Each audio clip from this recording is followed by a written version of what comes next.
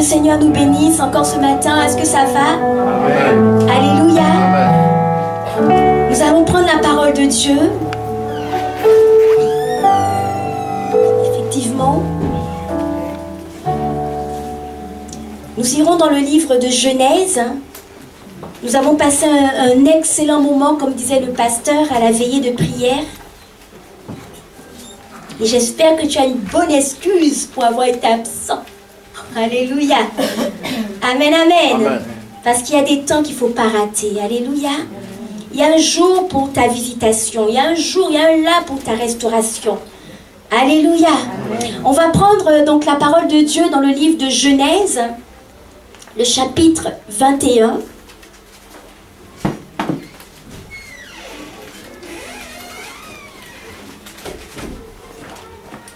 Et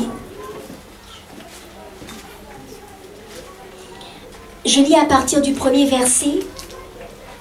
Il est dit: l'Éternel se souvint de ce qu'il avait dit à Sarah. Et l'Éternel accomplit pour Sarah ce qu'il avait promis. Sarah devint enceinte et elle enfanta un fils à Abraham dans sa vieillesse, au temps fixé. Alléluia. Dont Dieu lui avait parlé. Abraham donna le nom d'Isaac au fils qui lui était né, que Sarah lui avait enfanté. Abraham circoncit son fils Isaac, âgé de 8 jours, comme Dieu le lui avait ordonné. Abraham était âgé de 100 ans à la naissance d'Isaac, son fils. Et Sarah dit: Dieu m'a fait un sujet de rire. Quiconque l'apprendra rira de moi. Elle ajouta: qui aurait dit à Abraham: Sarah allaitera des enfants. Cependant, je lui ai enfanté un fils dans sa vieillesse. L'enfant grandit et fut sevré, et Abraham fit un grand festin le jour où Isaac fut sevré. Alléluia. Seigneur, ce matin, simplement, bénis ta parole.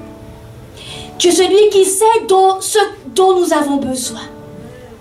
Seigneur, tu connais l'état de chaque cœur dans ta maison ce matin.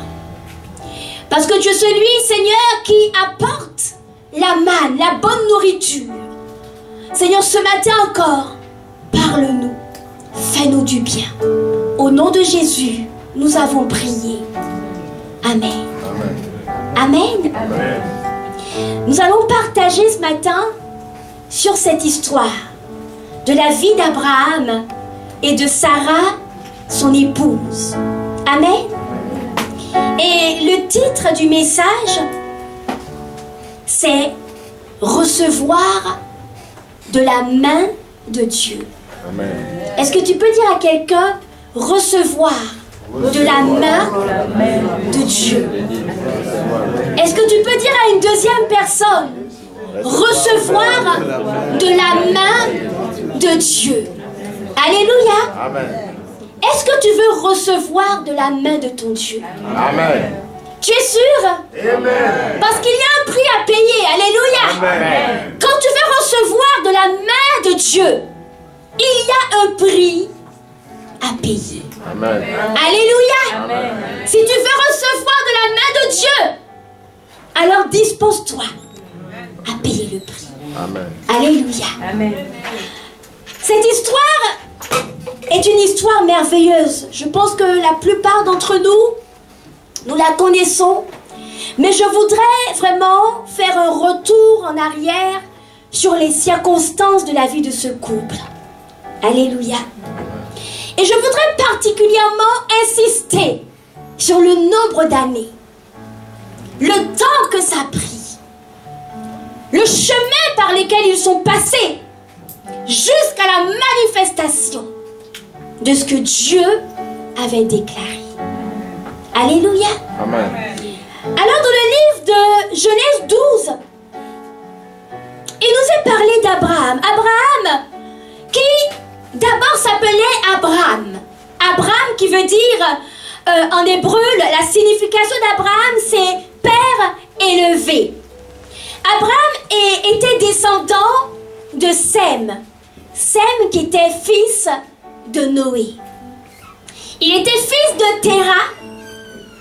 Et l'épouse qu'il a eue s'appelait Sarai, avant de s'appeler Sarah. Et la Bible nous dit que sa femme, Sarai, était stérile. Alléluia. Amen. Dans le livre de Genèse 12, il nous est parlé d'une rencontre qu'Abraham va faire avec Dieu. Le Seigneur va parler à Abraham. Et à cette époque, Abraham est âgé de 75 ans. Dieu va lui parler et Dieu va lui dire, Abraham, je veux que tu quittes le pays où tu es. Je veux que tu quittes ta famille parce que je décide d'ouvrir une nouvelle page sur ta vie. Et je voudrais que tu saches que mes projets pour ta vie sont grands.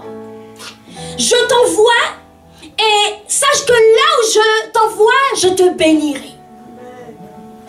Tu deviendras père d'une multitude. Alléluia. Ceux qui te béniront seront bénis. Ceux qui te maudiront seront maudits. Mais je voudrais simplement, Abraham, que tu puisses marcher avec cette promesse. Va avec cette parole que tu as, parce que je t'envoie et je te donne le territoire de Canaan. À 75 ans, sur l'ordre de son Dieu, nous voyons Abraham qui quitte tout et qui part, peut-être aux yeux des hommes, dans le vide, et peut-être aussi aux yeux d'Abraham, dans l'inconnu. Mais il allait avec un précieux trésor, qui est la parole de Dieu, la promesse de Dieu. Alléluia. Ensuite, il y aura certaines circonstances, je ne rentrerai pas dans tous les détails, où il est parti en Égypte à cause de la famine et tout ça. Mais dans Genèse, au chapitre 15, Abraham aura encore une profonde révélation de Dieu. Dieu se révèle à Abraham dans une vision et il va conclure avec lui une alliance. Dieu va encore lui parler de cette multitude nombreuse qu'il prévoit de lui donner. Mais vous savez, le temps est passé, Abraham regarde à lui-même, il regarde à son état physique et dans son cœur, il va nourrir un certain projet, pensant que certainement la promesse ne viendra pas. Il regarde à son état et il se dit non, j'ai un serviteur, il s'appelle Eliezer et ce sera lui qui sera mon héritier. Amen. Mais Dieu va lui dire non, ça c'est pas mon plan. Mon plan est de te donner de ma main. Alléluia. De ma main je veux te donner, Abraham. Et tu seras père d'une multitude. Je te promets une pléiade de descendants. Et cela te viendra de ma main. Amen. Alléluia. Amen. Et puis tout de suite, on quitte Genèse chapitre 15. On arrive à Genèse chapitre 16.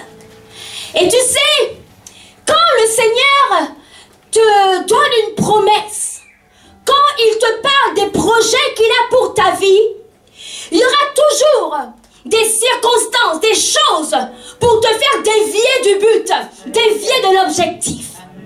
Parce qu'il n'y a vraiment pas de transition. Genèse 15, Dieu déclare la parole.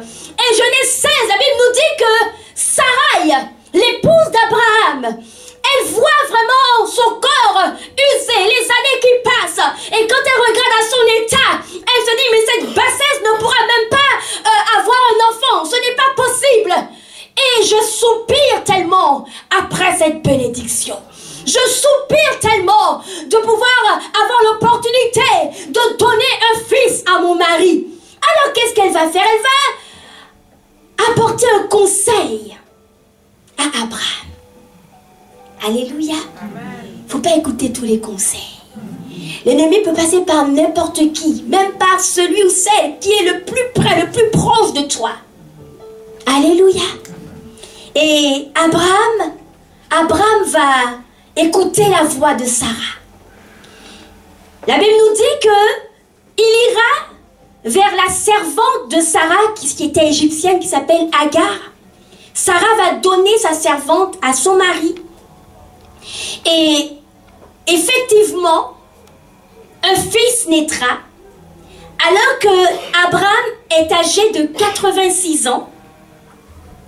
Il va enfanter Ismaël. 11 ans après la promesse faite dans Genèse chapitre 12. Alléluia. Amen. Et puis Abraham pensait que l'histoire allait s'arrêter là. Ce serait ne pas connaître Dieu. Ce Dieu qui demeure fidèle à sa parole et à son alliance. Alléluia. Celui qui ne change pas. La Bible dit qu'il y a chez lui aucun changement et aucun nombre de variations. Et alors que Abraham jouit de sa bénédiction, pas celle qui venait de la main de son Dieu, amen, alors qu'il apprécie la vie avec Ismaël, la Bible nous dit qu'en Genèse chapitre 17, Dieu va se révéler à Abraham. Abraham a 99 ans. 13 ans plus tard, Abraham, donc ça veut dire 2 ans après la naissance d'Ismaël, Dieu se révèle à Abraham et lui dit, il lui propose une alliance. Et Dieu va manifester sa parole en changeant le nom d'Abraham. Désormais, tu ne t'appelleras plus Abraham, mais je t'appelle Abraham, fils, père plutôt d'une multitude. Il lui promet de nombreux descendants, parmi lesquels régneront des rois. Alléluia. Et puis il regarde et il dit, de même, Sarai, ta femme, je change son histoire. Elle ne s'appellera plus Sarai, mais elle s'appellera Sarah. Amen. Amen. Et c'est ce jour-là, dans Genèse chapitre 17, que Dieu va établir avec Abraham l'alliance par le biais de la circoncision, où Dieu va dire à Abraham de circoncire tous les mâles, même les esclaves qui étaient sous son toit. Amen. Amen. Genèse 18. L'Éternel visite de nouveau Abraham. Dieu réapparaît. Et il va venir avec 3 hommes. Alléluia. Qu'Abraham va recevoir avec hospitalité. Il va demander à sa femme, Sarah, de se hâter, de préparer les mets. Ils vont passer un moment ensemble. Et là encore, les hommes vont lui dire, écoute-moi bien, Abraham, l'année prochaine, alléluia, amen, à cette même époque, ta femme Sarah aura un fils. Amen. Alléluia. Amen. Et tu l'appelleras Isaac. Amen. Alléluia. Amen. Et dans Genèse 21, ce que nous venons de lire, Abraham, âgé de 100 ans, et Sarah, de 99 ans, vont recevoir de la main de Dieu ce que le Seigneur avait promis. Alléluia.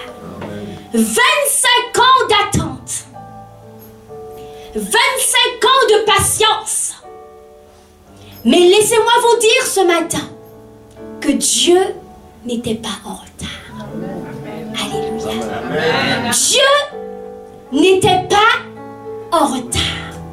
Parce que la Bible nous dit que c'était le temps qu'il avait fixé. Amen. Alléluia. Amen. Isaac va paraître. Celui pour lequel ils avaient prié pendant des années. Ils avaient attendu ce miracle. Il va naître et conformément à l'ordonnance de Dieu, Isaac sera circoncis. Alléluia. Amen. Il sera sevré. Et Abraham et Sarah se sont réjouis. Alléluia. Amen. Tout au long de la parole de Dieu, quand nous lisons la Bible, tout au long des Écritures, nous découvrons de nombreux exemples, comme cette histoire, où des hommes et des femmes ont eu à attendre la manifestation de ce que Dieu avait annoncé. Et l'attente est une discipline. Alléluia. Amen. C'est une discipline. Et pendant ce temps, le temps de la promesse et le temps de l'accomplissement, il y a un cheminement. Il y a tout un parcours. La discipline de l'attente est nécessaire pour chacun de ceux qui se déclarent comme étant fils de Dieu, descendants de Dieu. Amen. Alléluia. Amen. Effectivement, on voit qu'une promesse parfois prend du temps à s'accomplir. Mais si nous avons cette assurance que nous avons reçu cette promesse de la part de notre Dieu, amen. Si tu es sûr que tu n'as pas pris tes désirs pour des réalités, et tu es sûr que cette promesse, c'est ton Dieu qui te l'a donnée, accepte la discipline de l'attente. Alléluia.